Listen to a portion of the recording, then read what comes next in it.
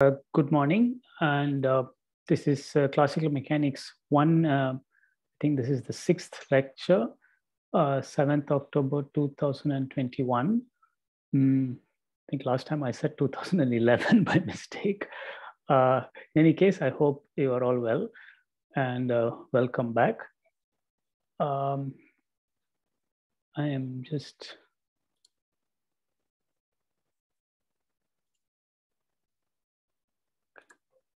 Yeah, while we wait for everybody to join, are there any questions that you would like to ask at this stage? Sir, I had a question. I think we did briefly speak about it last time, but this is regarding problem 3 in the assignment set. I wasn't able to understand why the statement right before the problem was true. That is regarding u vector and ax cap plus by cap. Okay. So here we are concerned with the second problem set. So let me just give the background. We have the plane and we have Cartesian coordinates in the plane xy, and now we are making a change to another coordinate system. The other coordinate system could be plane polar coordinates or cylindrical coordinates or any coordinate system of your choice. Here, just to make things simple, we are making a change of variable that happens to be linear, in that u and v are linear functions of x and y. So u is ax plus by and v is cx plus dy. So now you can ask, so I mean, you could take a, b, c, d to be some numbers like 1, 2, 3, 4, or, yeah. And then you can ask, how does, you ask for a vector that points in the direction of increasing u, holding v fixed. That is analogous to the question, what is a vector in the direction of increasing r, keeping theta fixed, like we did in plane polar coordinates. If you ask that question, it turns out that you can find a vector in that direction, and that is given by ax hat plus by hat. Is that your question? So that kind of was my question, sir, but this was how I interpreted also, but it doesn't, it seems to me that going in the direction of ax cap plus by cap will not keep v fixed. Okay. All right. And I wasn't sure if I was making a mistake somewhere or not. All right. I think it will help perhaps to take a simple example, take some numerical values for A, B, C, D, and try to draw the lines of constant u and constant v, and that may provide some additional insight to you. Yeah, take some really simple values for A, B, C, D. I mean, of course, the simplest possibility is A is 1, B is 0, C is 0, D is 1. That's the identity transformation. But you can make a slightly different one, like A is 1 and B and C are 0, but D is 2, for instance. Yeah, just rescaling the second coordinate. So do some simple transformations like that and just see whether the proposed vector actually points in the way we want. That may help to get started at least. I mean, there's a general method to get this, which I have not discussed. So you are justifiably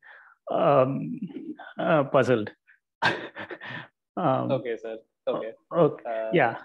Yeah, I'll try this one more time. And sure. Shall I send an email to either you or a TA if I have further questions? Yes, you can let me know if you have any further question about this. Yeah. Okay, yeah. But to be honest, this one is only a foretaste of a slightly larger issue. So the point here was that suppose you do assume that u, v, boldface are given this way, is it guaranteed that they are orthogonal if x hat and y hat were orthogonal? Is it guaranteed that they have unit norm? Or is it not guaranteed? And that's the question asks you to find that out. This was a question asked by somebody. I don't know whether you asked or somebody else asked during the lecture 2-3 lectures ago. Yeah. Okay. So much for now. Okay, sir. Thanks a lot, sir. Yeah. Any other questions? Otherwise, I shall. Okay, I have to check the screen. Sorry, the chat thing. Okay, let me now share my screen. Last time, we had discussed spherical polar coordinates in some detail, and then moved to a short discussion of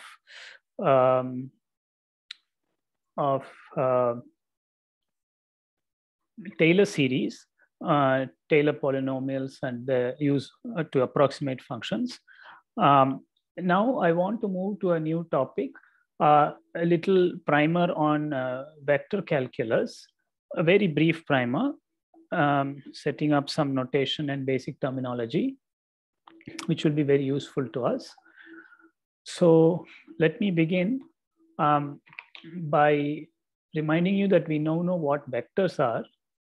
And now we want to do a little bit more with them. A vector at one point, we know what it is. But now we are going to introduce the concept of a field. So let's begin first with scalar fields. Scalar fields are a fancy name for real valued functions on your space. So, and they are physically very useful. Let's think about the Earth and the atmosphere above the Earth. I need to keep track of this chat box. Oh, there are several questions. Okay, wait a minute. So there are several questions here. Perhaps others have answered them. Soham Chatterjee has asked, does U and V are orthonormal mean they are unit vectors? Well, the word orthonormal means orthogonal and of unit norm. So yes, orthonormal in particular means they are unit vectors. Yeah, and I think others have elaborated on that. Yeah. So several people have, have said what I just said. Okay, let me now come back to our discussion, our fledgling discussion on scalar fields. So imagine the Earth, and okay, in my neighborhood it is pretty flat, and then above the Earth, or let me draw the Earth in this plane. And now above the Earth, depending on where you are or how high you are, there is the pressure in the atmosphere, and this pressure in general depends on the height. Yeah, I mean it drops generally with height as you go higher up. And it also depends on location. There may be regions of high pressure and low pressure. So overall, the pressure is a real valued function of location R. So there is our first example of a scalar field. Scalar simply means that the values this takes are real numbers, and reals are called the scalars in this context. As opposed to a vector, the pressure is not a vector. At a point, it doesn't have any direction. Now, there are other such scalar fields. So a scalar field is just a fancy name for a real valued function. Yeah, we got other examples like the density of seawater in the ocean depends on the depth. So that again is a scalar field. The salt concentration of seawater, C of R, depends on location. So that too is a scalar field. So one doesn't have to look hard to find other examples. The potential energy, which I haven't introduced in any detail, the potential energy of a massive particle in Earth's gravity depends on height, certainly. You may be familiar with that. Depends on the height above the Earth's surface, as well as the latitude and longitude. So these are all examples of scalar fields or real valued functions in three-dimensional space. Yeah. So as I said, we will refer to real valued functions as scalar fields. And precisely, a scalar field assigns a real number to each location R, boldface R. Now, you may want to put some additional conditions. For instance, you may require that the real number that is assigned, that is the pressure at which depends on location, should vary smoothly, or at least continuously or differentiably 2 times, 3 times, whatever, according to the situation, depends on the location in a relatively smooth manner. So this is what we shall mean by a scalar field. Any question about that definition? Sir, just confirming. Yes. May I know who is speaking? Rishi Nanda, sir. Yes, please go ahead. This field is different from the field we see in our analysis or algebra courses, right? Correct. Yeah. Unfortunately, the same word has been used in both places in mathematics. So the word field here is also common in mathematics, the way I'm using it. Yeah. So, Okay, so just to make your life really hard, the scalars here are the real numbers, which themselves come from the algebraic field of real numbers. So if you like tongue twisters, you can make one up with that. Yeah, so the complex numbers and real numbers are examples of algebraic fields, which you have perhaps come across in algebra and analysis. When we say a field here, we mean a quantity that depends on location. So got it, sir. Thank you, sir. Sure, you're welcome. Yeah, okay. So any other question? Are these fields same as the electric fields and magnetic fields? Yes, except that the electric and magnetic fields are vector fields as opposed to scalar fields. So that is the next topic I'm coming to.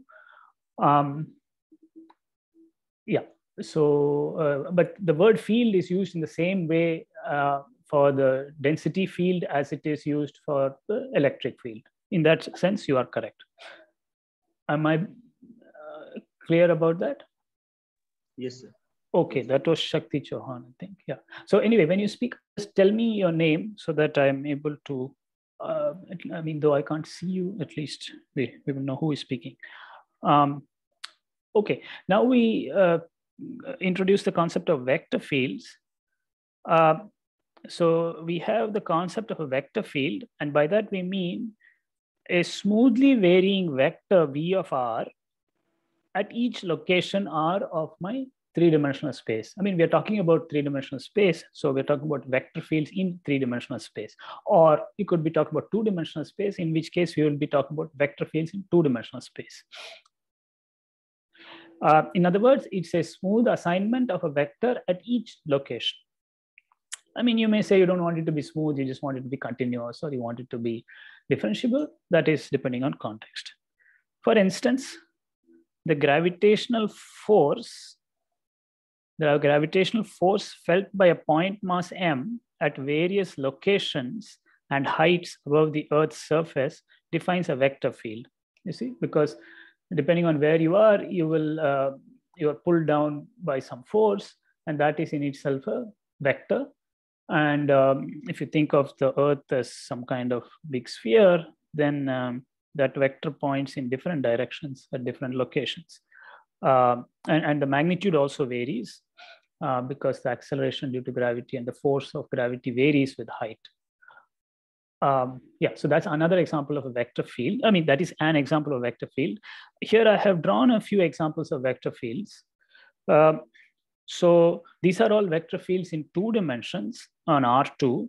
So a vector field on R2 is simply a function from R2 to R2. Okay, because a vector itself has 2 components. You can think of that as a point in R2, namely the 2 components of the vector. And there is one such vector at each point of the plane. So a vector field is simply a map from R2 to R2. Of course, smooth if you want. So here I've drawn a vector field here. All the vectors point rightwards, and well, to the approximation that I'm able to draw, the lengths are also roughly the same. So if we say that this is the x direction and that's the y direction, you please tell me what vector field this is.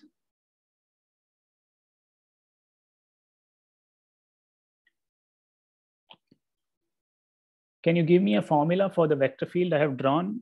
So K y cap? K y cap, you said. Is that right? Yes, sir. K, I mean, depending on the length of the length. Okay. So let us suppose that the length is just 1 in some units. Now, why did you say y cap? My x is this way and my y is upwards. So I'm sorry, sir. X cap. Sir. Yeah. So let's say that this is x cap. So this is the vector field that points in the x direction everywhere. Of course, I can't draw it everywhere. I'll need to put arrows in between and at every location. I've just drawn a few representative arrows. Now, in the middle picture, I've got yet another vector field. This is a vector field that points sort of radially outward, and its length sort of increases with your direction from the origin. So this is a radially outward pointing vector field. Of course, it's defined everywhere. Yeah, I've just drawn a few representative arrows. So this is yet another vector field. You may want to give it a formula. I mean, if the lengths are chosen right, in the second picture, my v of x comma y may simply be r cap, which is x hat plus y hat. So if I've drawn things right, that may be what it is in suitable units of length. Of course, this vector field happens to vanish at the origin. That is a special point for that vector field. The first vector field, namely x hat, is a constant vector field. It does not vanish anywhere. My third, yes, please. Sir, it should be r vector, not r hat. Right? I am sorry, you are quite right. And that was a comment from Sir, I am Shubhendu. Shubhendu Prasad Mandal. Yes, you are quite right. I should not have said r hat because my formula on the right is not unit norm. Okay, any other question about these two pictures? Okay, then I've just drawn yet another vector field. This is a vector field that is pointing roughly towards northeast, but the direction keeps changing with location. So you could imagine that this is the vector field associated to the velocity of a fluid that's flowing through a canal which has a bend or something like that. Yeah, so this could be the velocity vector field of a fluid, flowing fluid. So vector fields arise naturally in physics. There are many examples. I already talked about the force field above the Earth on a particle, massive particle. It could be the velocity vector field of a flowing fluid. The electric and magnetic fields, which I think Shakti Chauhan mentioned, are also examples of vector fields. And we will meet yet more examples of vector fields. Sir? Yes. How did you come up with the formula for the second vector field? Yes. Okay. So, I mean, what I said is from the picture, at least I hope it is plausible that this vector field points radially outward. That's what the picture is supposed to convey. Furthermore, I have roughly shown that the arrows are getting longer and longer as you go further out. Okay. And furthermore, the vector field has this circular symmetry, that is the length of this arrow and the length of this arrow are the same. I mean, at a common distance from the origin. Of course, my picture is not that accurate, but that is what it was supposed to convey. And shouldn't it be a function of time as well, this vector field? Okay, so here we are looking at a vector field on the plane. We have not allowed it to depend on time, so it is not time dependent. A time-dependent vector field would be a vector field which is like this at one instant of time. At the next instant of time, the arrows at a given location would generally change in direction and magnitude. So that would be a time-dependent vector field. So all these are examples of steady vector fields. And I mean, there is no time here. I just said V of R. So in that sense, there is no time dependence. Is that clear? Yes, sir. Okay, great. Yeah, in the third example, you are right to think that the velocity field in a fluid may change with time. After all, somebody may push the fluid a bit or may speed up because of some reason. So we are looking at here the steady flow of a fluid, so that there is no explicit time dependence. The fluid is flowing, but at any given location, the direction of its flow and the speed do not change, are the same at all times. Anyway, that is a good question, at least concerning the third picture. Any other questions? Okay. Let me then go to one useful concept that connects scalar fields to vector fields. That is, given a scalar field, I can concoct a vector field from it, construct one from it, through the procedure of taking its gradient. So the gradient is a generalization of the concept of the derivative to 3 dimensions. I mean, there are many types of derivatives in higher dimensions, but this is a kind of derivative. Okay. So what kind of derivative is it? Let us define it. So given a scalar field phi of r, so phi of r simply assigns a real number to each location, its gradient, which is denoted by grad phi or nabla phi. This triangle is called nabla, the Greek letter nabla. Phi of r is defined as partial phi partial x, x hat. So that's the component in the x direction. Of course, that component may depend on location because phi itself depends on x, y, and z. So this coefficient is not necessarily a constant. And then you got the y component, which is d phi dy, and the z component is d phi dz. Okay, so this is our, and of course, I'm talking in Cartesian coordinates. You could transform this to some other coordinate system. We have learned about how to write x, y, z in terms of r, theta, phi. If you wanted to write it in spherical polars, you are welcome to do so. But as far as the definition of Cartesian coordinates is concerned, this is the definition of the gradient. So sometimes this is written as a triple, just partial phi partial x, comma partial phi partial y, and partial phi partial z. Okay, so so this is the definition of the gradient, and by definition, it's a vector field. At every location, it's a vector written as a linear combination of the 3 unit vectors, basis vectors that we have picked. So any question about this definition of the gradient? I will go to examples in that after that. Sir, could you like, why do we define this vector? Like, what does it physically, like, what is it a physical interpretation? Good. So it has a lot of physical use. For instance, it will turn out that the force felt by a particle above the Earth, a particle of mass m, is actually the gradient of a certain scalar field, and that scalar field is called the potential energy function. Okay, so sir, I didn't ask for the use. I just meant how do we interpret this? Like, okay. Okay. Let me help you interpret it geometrically, if that is the question you have. So, given a scalar field, so this question came from Rajdeep Ghosh, am I right? Yes, sir. Okay. Yeah. So, given a given a scalar field, you can ask which way does the corresponding gradient vector field, which way does its gradient point? All right. So, suppose let's keep to 2 dimensions. Suppose you have a scalar field.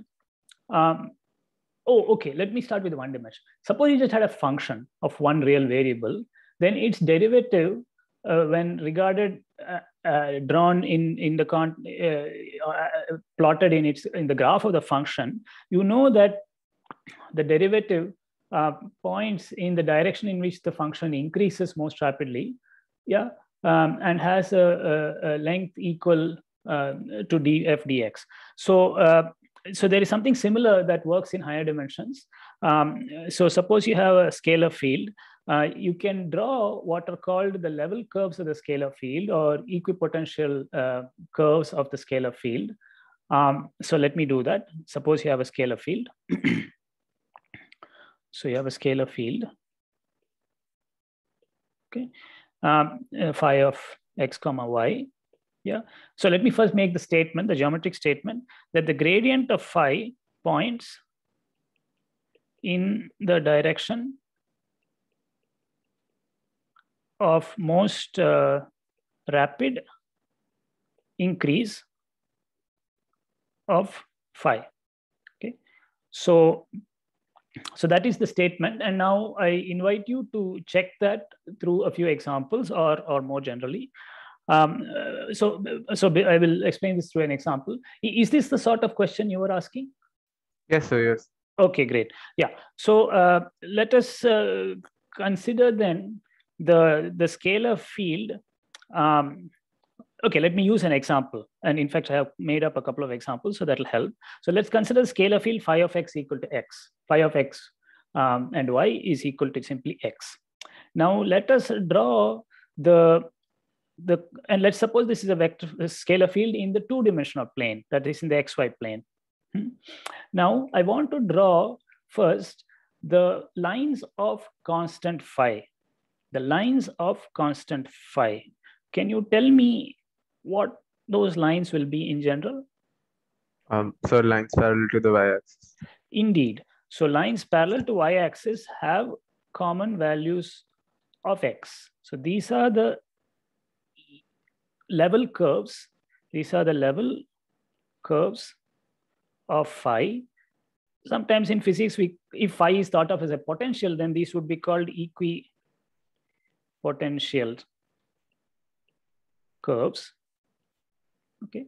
Now the value of phi on each of these equipotentials is constant. I mean, here it is 1, and there it is 2, and there it is 3, for instance. Now, the gradient of phi, according to my proposed interpretation, is that it points a direction of most rapid increase of phi. So certainly it cannot point along an equipotential, because phi doesn't even change in that direction. It has to point orthogonally to that, because that is where the change is most rapid. And it must point to the right, because that is where phi changes from 1 to 2 rather than towards the left. Okay. So from this discussion, or at least using the interpretation I proposed, we would expect that the gradient points in the positive x direction everywhere.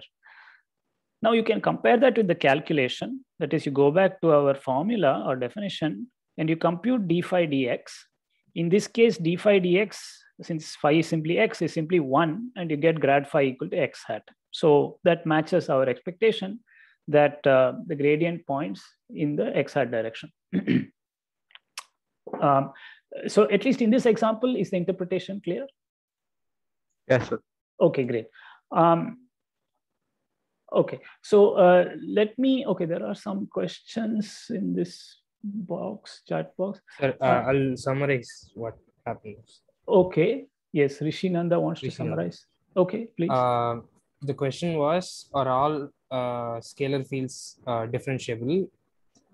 I gave a counter example. So the next question is, if not differentiable, gradient shouldn't be defined right at that point. Correct. Yeah, you're quite right. It's usually extended, right? Sure.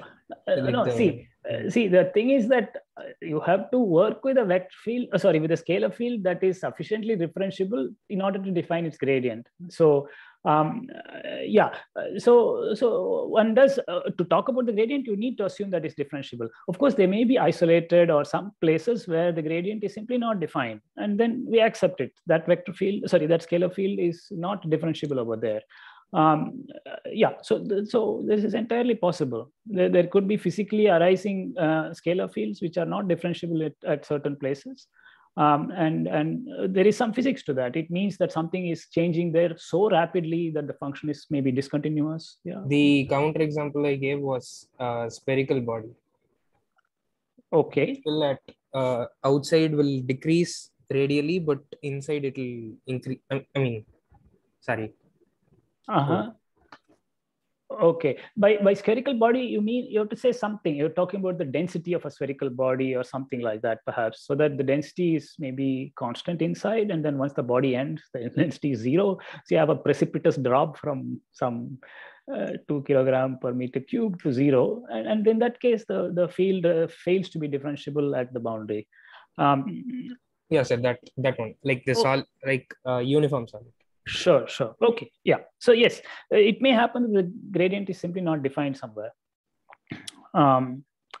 Then we need to go and search over there. Is there some specific thing happening? See, finally, we are just modeling physics, modeling nature. So it may be that what looks fails to be differentiable on closer examination, there is something happening over there. I mean, there is some rapid drop of density which you did not perceive, or you need to look at a lower scale and you will find something more interesting there. So we often model something that is which is using a discontinuous function, at least on certain scales, but on more deeper scales, things may look different. But your example is decent, so it's fine. Okay. Then let me go to my second example. Now, this is a vector field in 3 dimensions. Sorry, this is a scalar field in 3 dimensions. Phi of x, y, z is equal to 1/2 x squared plus y squared plus z squared. The whole thing divided by 2. Yeah.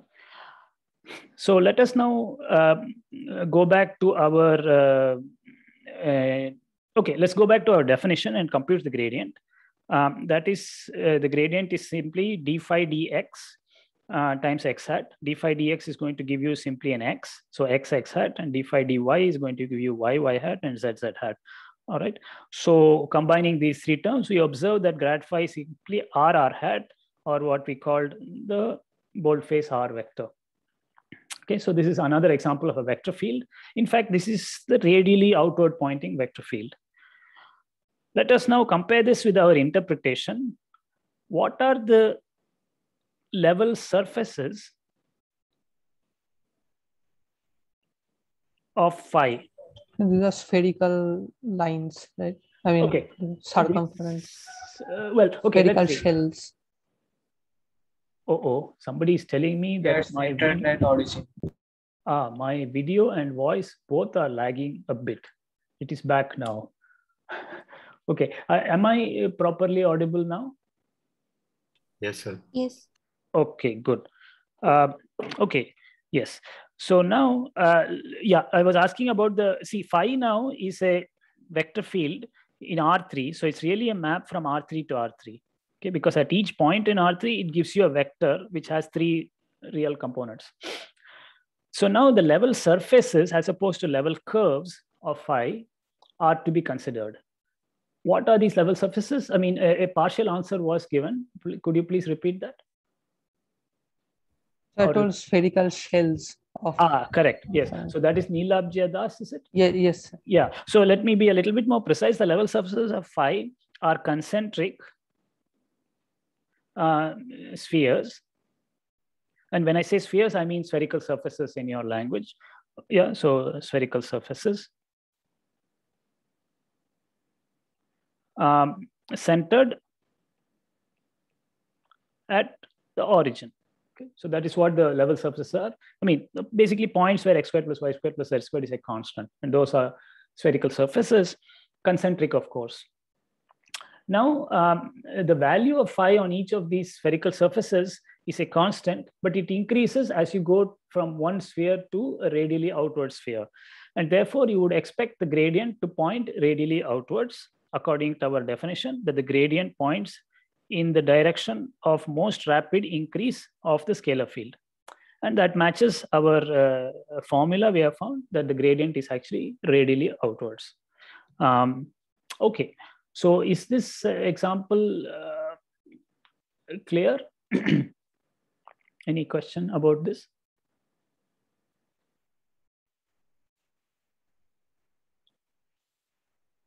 Okay. So this is necessarily a rather quick discussion.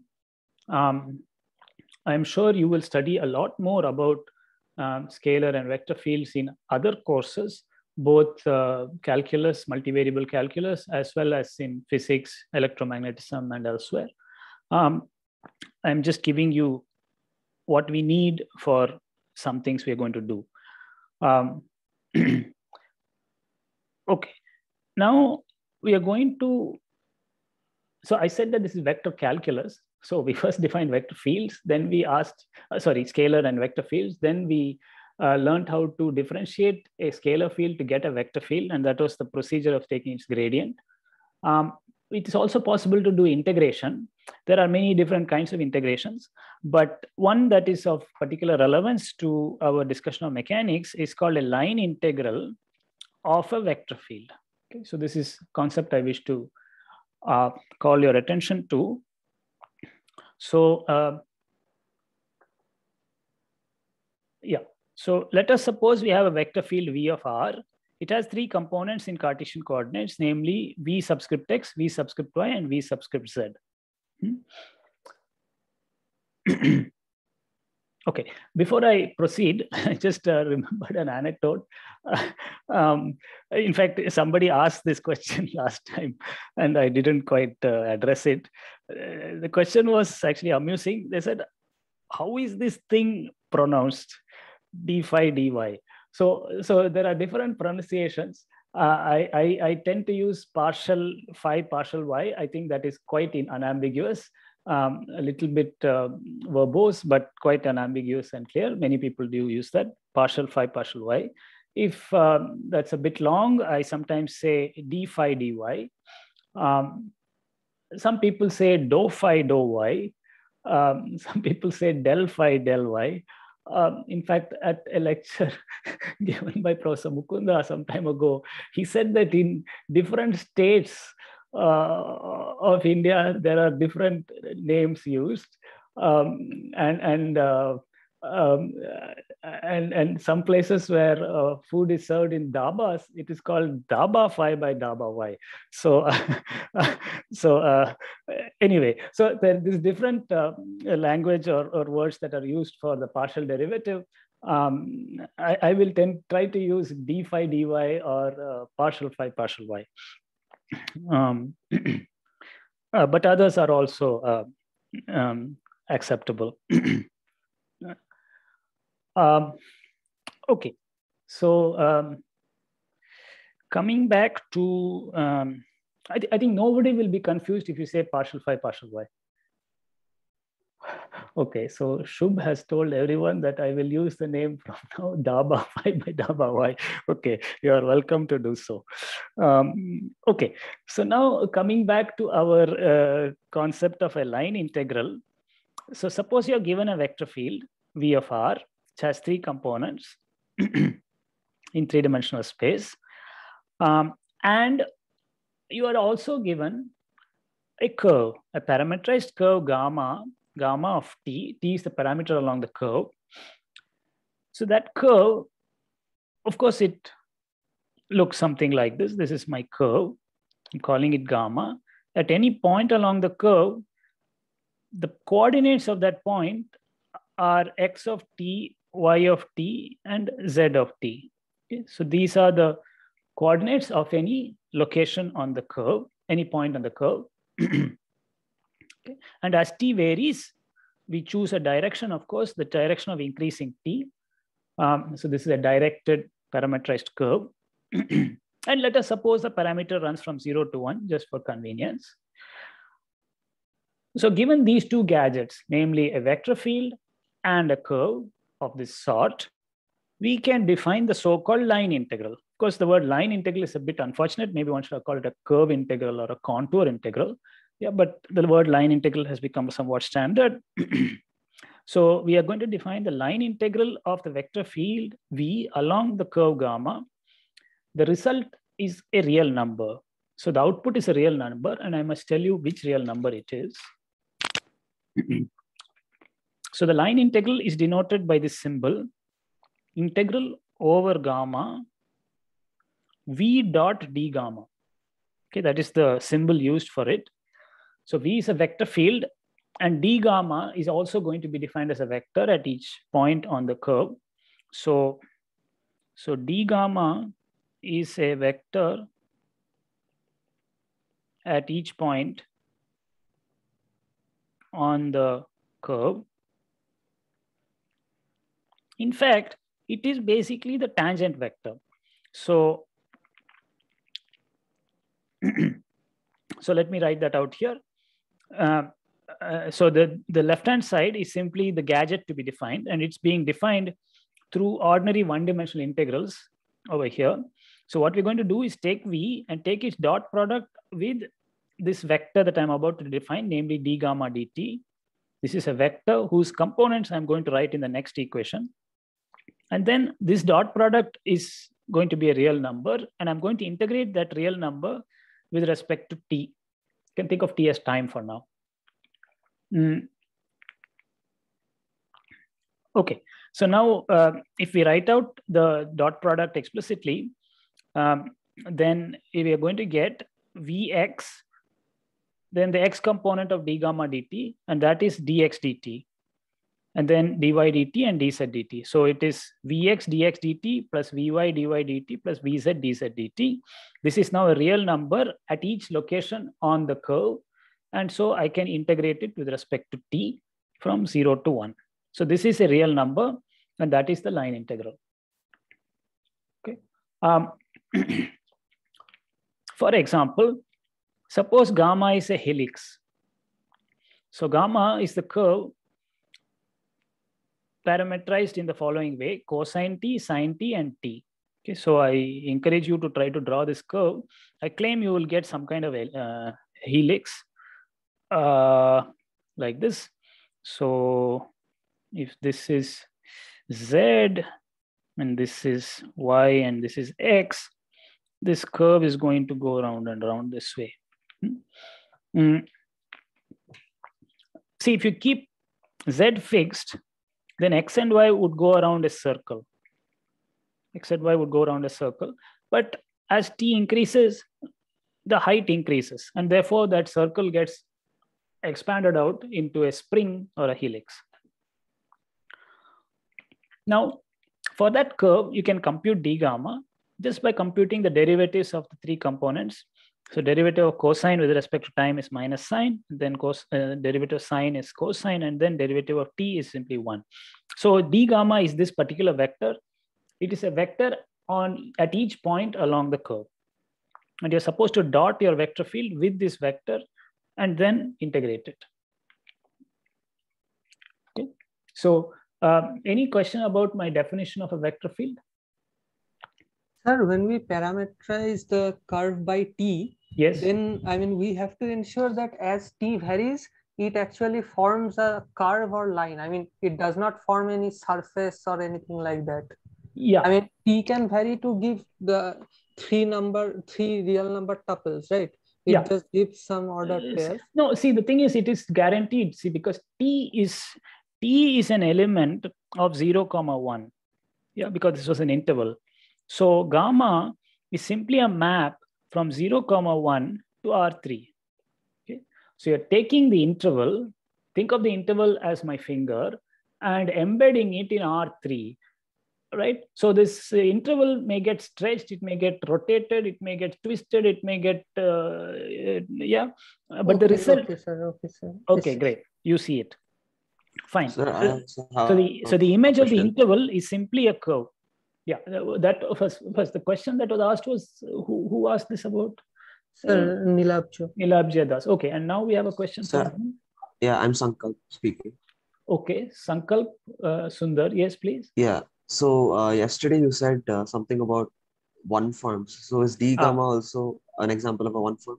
Yes, it is. Yes, we are taking the differential. So yeah, it is a in essence it is well I mean the notation has to be fixed and so on.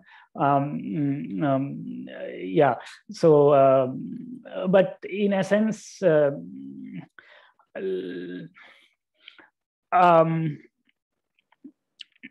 let me it is not quite a one form. You have to fix it up a little bit.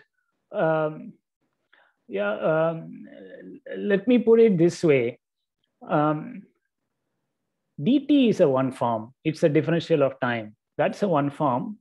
Now,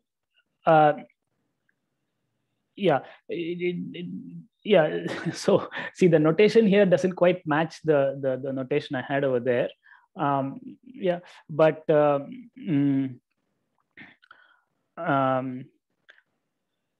to make it a little bit more correct, this whole gadget v dot d gamma is a sort of one form. Okay. Now, this may not help you too much, but I'm sorry that the notation here, it doesn't quite match the notation there, where we were talking about the differential of a function. So here it's a slightly different concept.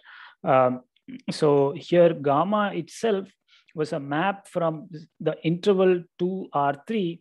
So when we take its differential, we actually get a vector field along, a 3-component object along that curve. And then we are dotting that with the vector field V to get some real number along the curve, and then we can integrate that. So I'm afraid I wouldn't quite call d gamma a one form.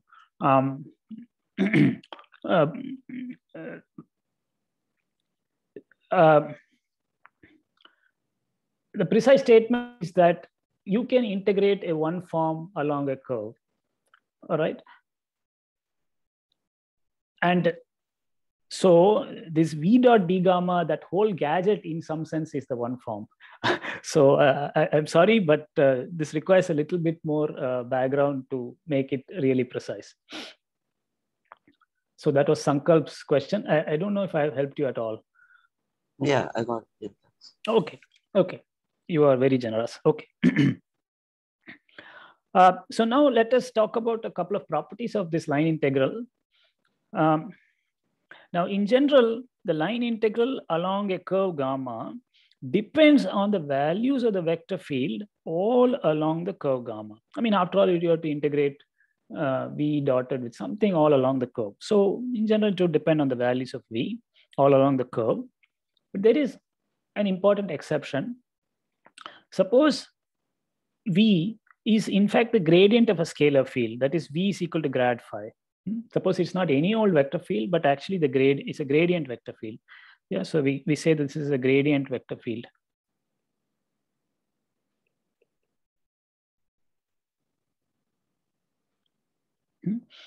In that case, it turns out that the line integral of v gamma is actually insensitive to the values of v along the vector along the curve. It only depends on the values of v at the endpoints. So let us see why this is the case. Yeah, let us evaluate the line integral and see what we get. Yeah, so we are just going to use some calculus for this. In place of v, I write grad phi dotted with d gamma integrated over this curve. So that is our line integral. Now, using the definition, for grad phi, I am going to write the 3 components: partial phi partial x, partial phi partial y, and partial phi partial z. Yeah, and for d gamma, I've got the 3 components: dx dt, dy dt, and dz dt. So I take the dot product of these 2 vectors, and the resulting expression is written here: partial phi partial x times dx dt. Note that these are partial derivatives because phi depends on x, y, and z, whereas these are ordinary derivatives because x is simply a function of time, as is y and z. So that explains the use of partial derivative notation here, whereas ordinary derivative notation over here. So you have 3 terms: partial phi partial x dx dt, partial phi partial y dy dt, and partial phi partial z dz dt. Okay. Now, just recall what phi is. Phi is a function of location, but that location itself now depends on time because you're moving along the curve. Okay. So really, you must think of phi as a function of time along the curve through the location of the point on the curve.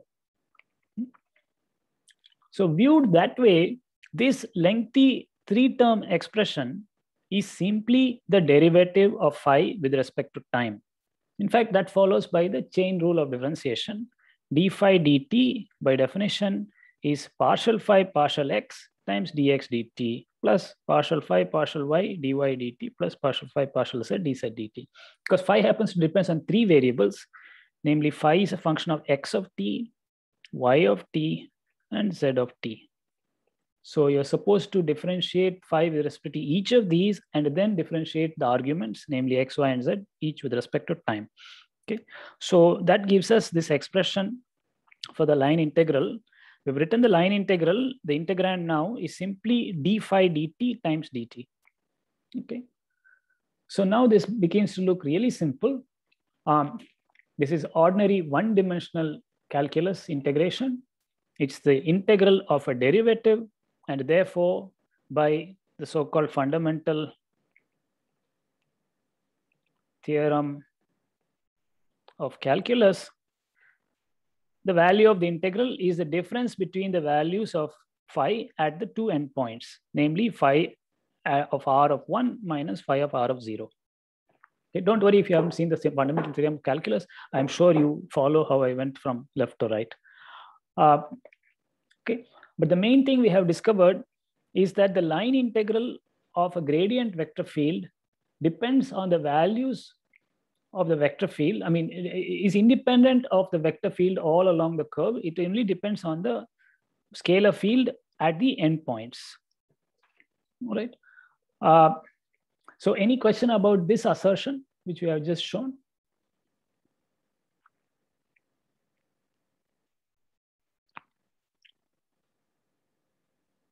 Okay. So, but line integrals won't always be independent of gamma itself, will it? Oh, no. The line integral depends very much on gamma, sure.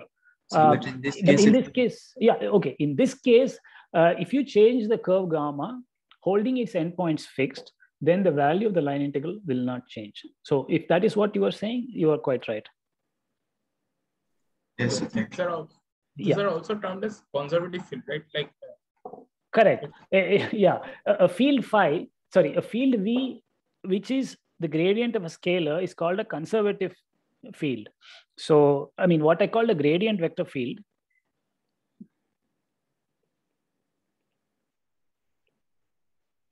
is also known as a conservative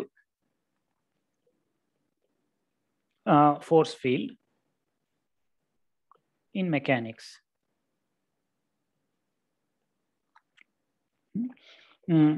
Yeah, and we will give an interpretation to this kind of calculation in terms of work done by a force as a particle is moved along a path, and it will be the statement that the work done, if the force is conservative, does not depend on the path, it only depends on the endpoints. I mean, it doesn't depend on the whole path, it only depends on the endpoints of the path. Yeah, so any question about that again?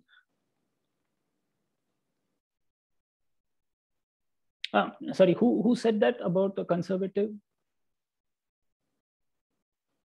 Vijay and Rai. Okay, fine. Okay, so now let us specialize to a even more another special thing, a special case, sorry. Let us suppose that gamma is not just any old curve, but a closed curve. Namely, the initial and final locations are the same. Namely, r of 0 is equal to r of 1. So it's a closed curve, as in this figure. Gamma goes this way and returns to the same location. Gamma of 0 is equal to gamma of 1. All right. So in that case, the line integral of any gradient vector field along gamma is simply 0, because the two terms on the right-hand side here, phi of r of 1 minus phi of r of 0, the two terms are equal, and therefore the difference is 0. Yeah. Now, a line integral around a closed curve will be denoted by this symbol, this circle around placed on the integral symbol. So what we have discovered is that the line integral of a gradient vector field around a closed curve vanishes. Okay, so this is our discovery. Any question about that?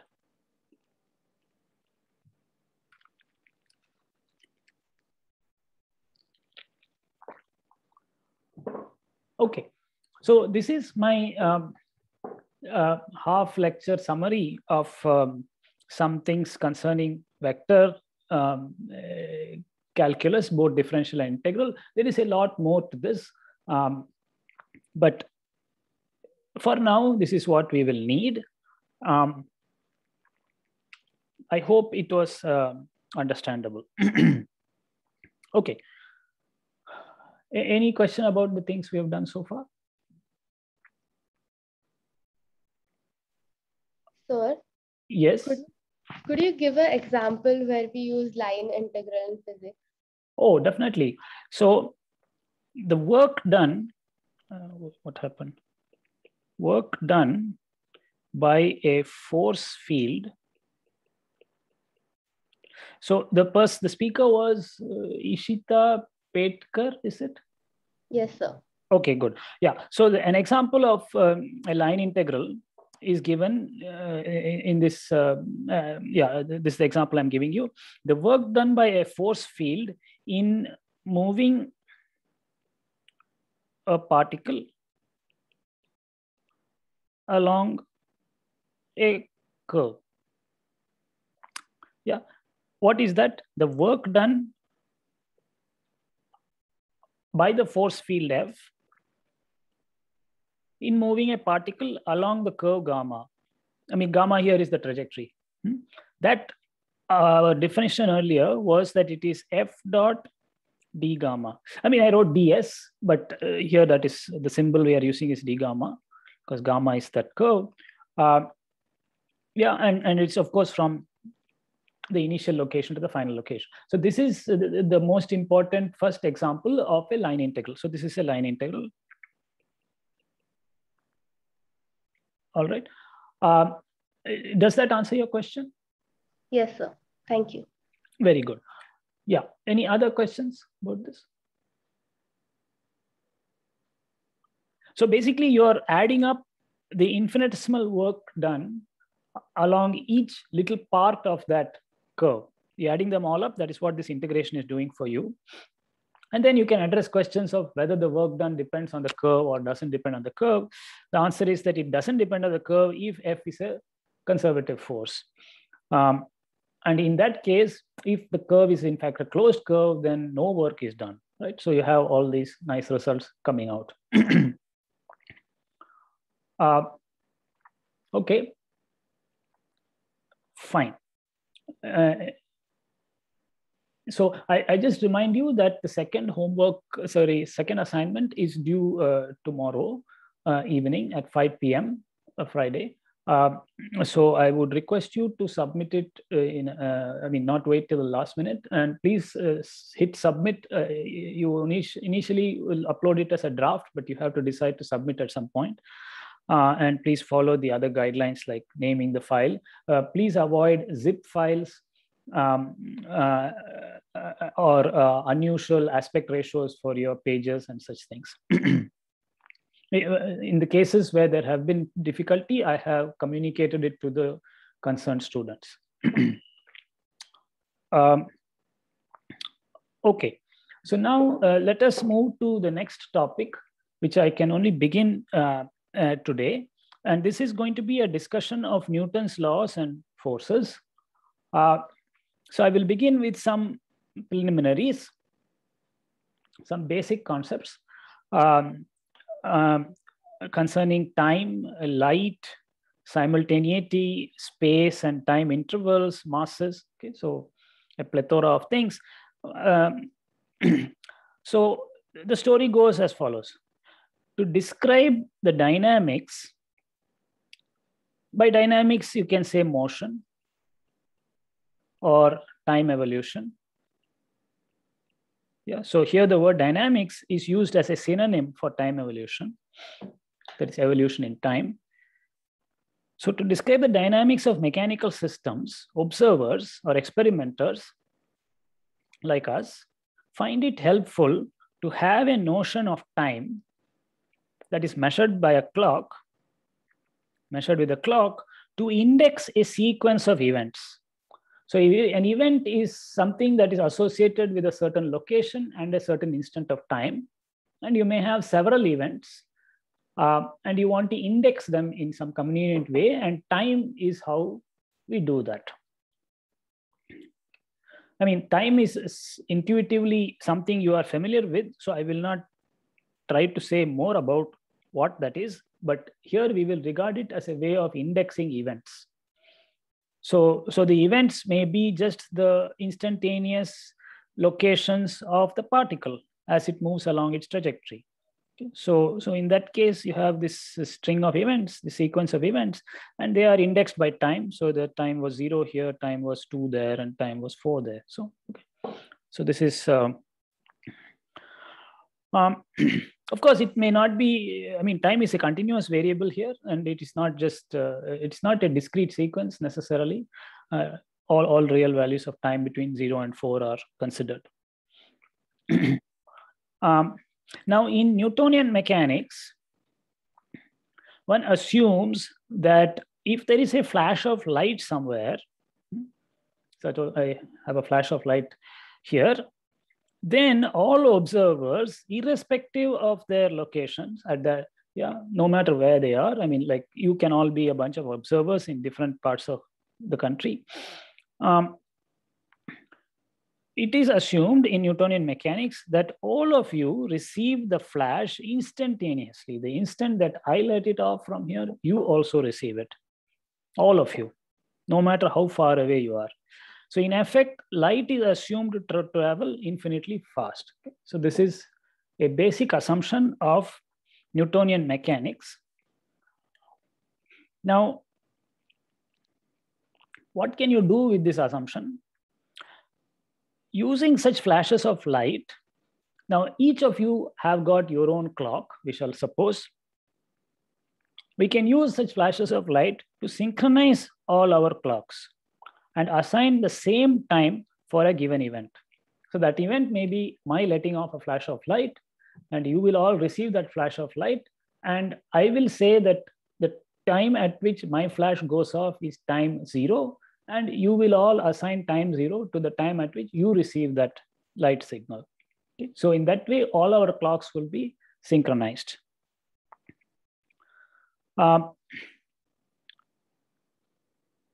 Another consequence is that two events, I mean, another consequence of this assumption, the assumption that light travels at infinite speed. Another consequence is that two events, possibly at different locations,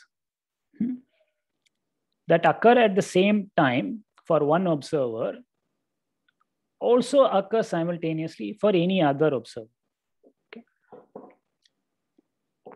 So suppose myself and Ishita Petkar, we have already synchronized our clocks, and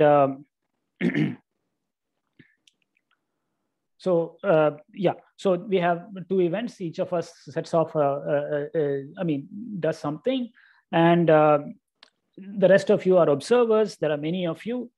All of you will agree that those two events were simultaneous. Okay. So what is simultaneous for one person is also simultaneous for another observer. That is the main observation. Okay. Now, these assumptions about light, namely that it travels infinitely fast, time and simultaneity, were in line with common human experience in Newton's time, and they are also in line with common experience now. Of course, we know things have changed a bit, but to first approximation, this is basically correct. Okay, so this is what we will assume about time and simultaneity, that basically as a consequence, all of us have a common notion of time.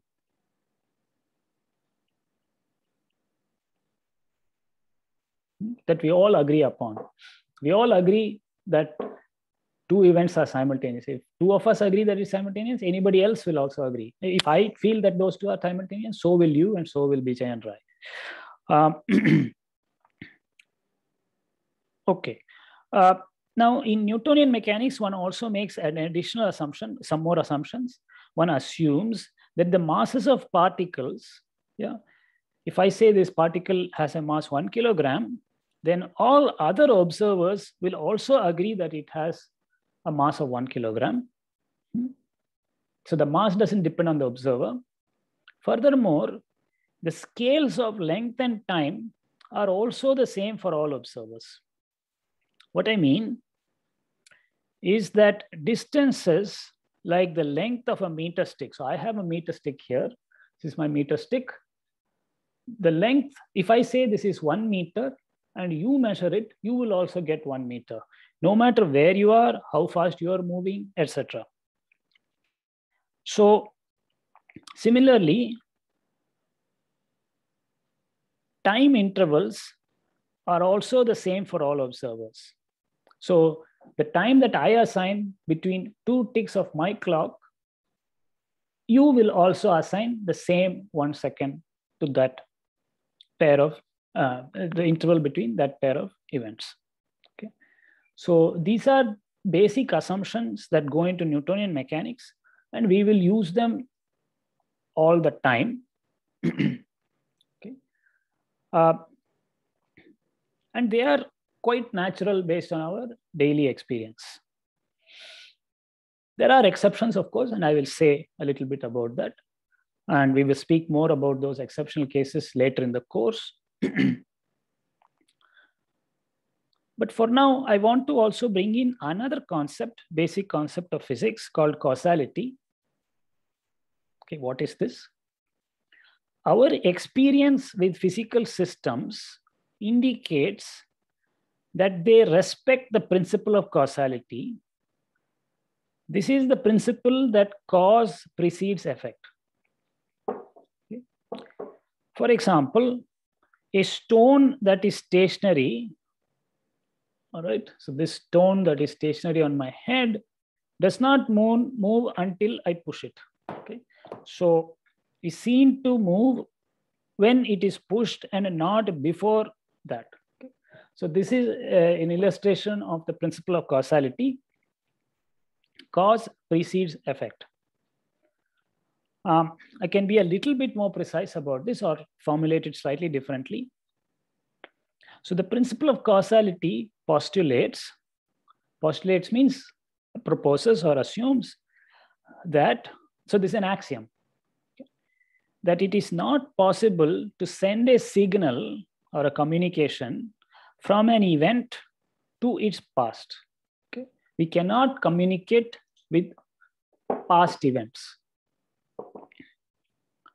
Now, given our Newtonian concept of time, what this means, so we already agreed that all observers agree that it is time 0 now, and they all agree that it's time 1 sometime later, and so on. Okay. So all observers have a common notion, of the past and future of an event. So if an event occurs, so we all have a common notion of the past and future of an event. By future of an event, what do I mean? Suppose the event occurred at time t0, okay, at some location. Then the future of this event consists of all events that occur at any time t greater than t0, irrespective of where they occur. And the past consists of all events that occurred at t less than t0. Okay. So this defines the past and future of an event. Of course, if they happened at the same time t0, then we will say those events are simultaneous. So an event cannot communicate with an event that happened in its past. It cannot have any causative influence on an event that happened in its past. Whereas an event now can have a causative influence on an event that happens in the future. So an event at t equal to 0 can have an influence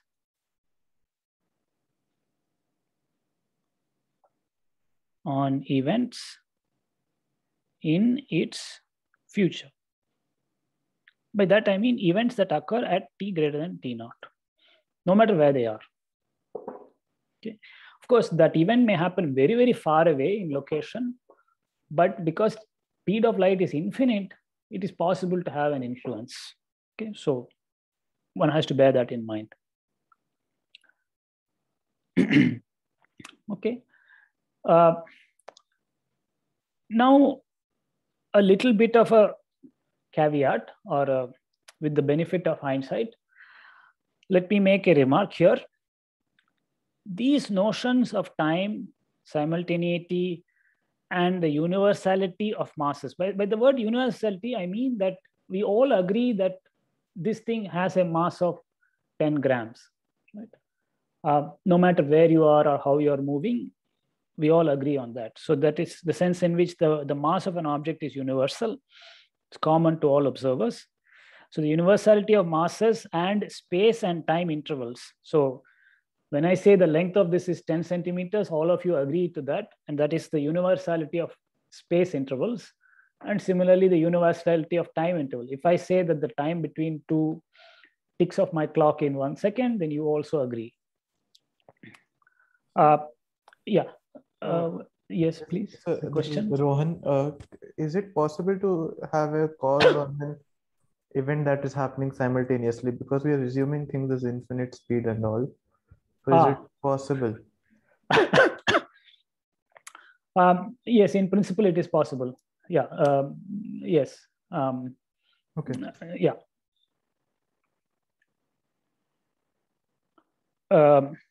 So in a sense, we have already given an example of that, I am sending a light signal from me to Rohan Goyal and it reaches there instantaneously. So I am influencing your thought process, because then you are saying that, oh, this is time 0 because I said it's time 0. Something of that sort. Yeah. Okay. Of course, you may be skeptical about some of these things. And that is true. These assertions I made are not exactly correct.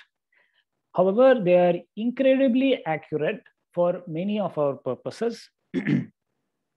Yeah, and that is what this next remark concerns. These notions of time, simultaneity, and universality of masses, space, and time intervals, unfortunately, or with the passage of our understanding, improvement in our understanding, had to be discarded and replaced with more accurate concepts in the so-called special theory of relativity, where the speeds of bodies or observers could be comparable to that of light, and that speed of light is not infinite, but it is a large but finite constant, which happens to be 3 times 10 to the power of 8 meters per second in vacuum. Okay, so in special relativity, it is no longer true. I mean, I should not say in special relativity. In nature, it is no longer true, not really true, that light is traveling infinitely fast. And the theory that deals with that is called special relativity. So in that context, many of these concepts had to be revised. Yeah, but it is relevant only when you approach the speed of light. If you are traveling much slower than the speed of light, or bodies you study are traveling much slower than the speed of light, then these relativistic corrections, so to speak, are not relevant, are a very small correction. Okay, I have a question from Ankit Gayan, please. Yes, sir. So the principle of causality is also true in relativistic mechanics, like non-Newtonian mechanics. Correct. Yes, yes. I mean, not this. I mean, the principle is still valid. That is, cause precedes effect is valid. But just what changes is the notion of what is the future of an event and what's the past of an event. That concept has to be revised, because the concept of simultaneity itself changes. Yeah. So yes, so the principle of causality continues to hold in relativistic mechanics, but just its implementation is slightly more subtle.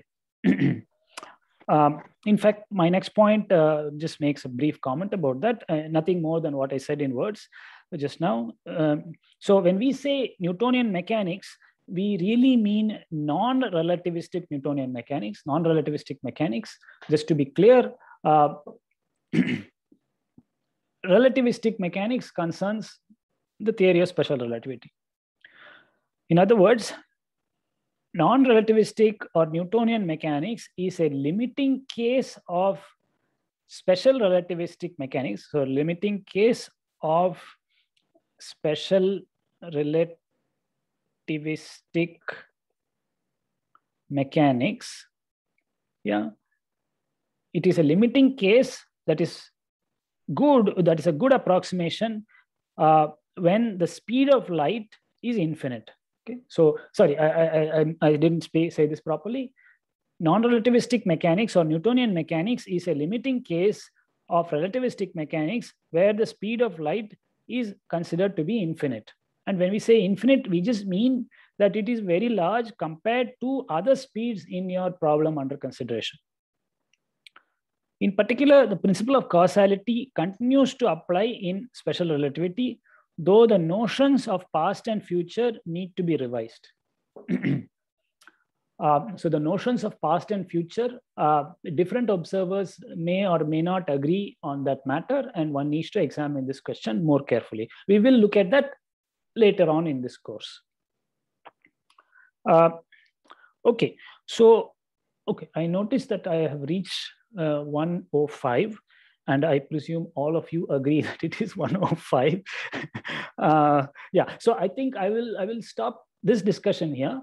I encourage you to go through what we have discussed today, just to understand these perhaps slightly new concepts, or at least stated differently, and just have some familiarity with them. Any questions at this stage? So are we going to do special relativity in our course? Towards the end of the course, we will discuss that. Yes. That is the intention. Yes. We won't discuss general. No, that is not the intention. Okay. Yeah. That was Rishi Nanda. Yes. Okay. Yeah. So Siddhant says, okay, there are various comments. Shubham Kumar says Vasco da Gama.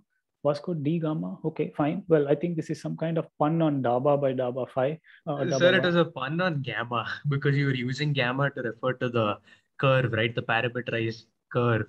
So when you had introduced the variable, he'd called it that. So you were using V dot D gamma, that's what. Vasco da Gama is V dot D Gamma. Okay. Yes, I get your pun.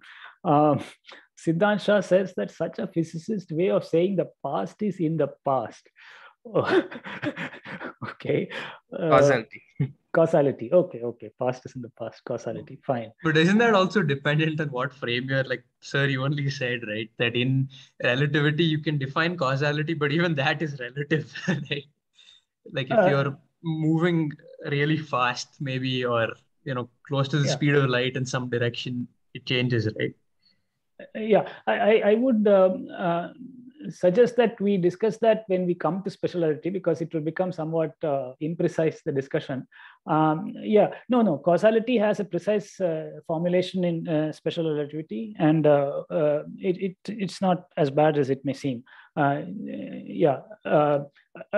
mean, there is a clear notion of whether an event can influence another event. And so is this the light cone? Yes, it is associated light cones, and that whether an event can influence another event does not depend on the observer. So this is it can be clearly defined so that it's not observer dependent. Depends on the two events, of course. Yeah. Now we have some more questions. Okay, there's something from Apratim Ghosh and Shubh. It's still 9:41, sir. We have 3 hours, 24 minutes left. Yeah, and yes, I'm sorry, but as Siddhant Shah alerted me. This is some kind of problem with the feature or problem with the Apple system. They have, when I share my screen, it assigns this time. They're in a different time. I mean, yeah, different frame. Yeah, their time doesn't change, sadly. And we are not able to synchronize with them. They are not in our world in some sense.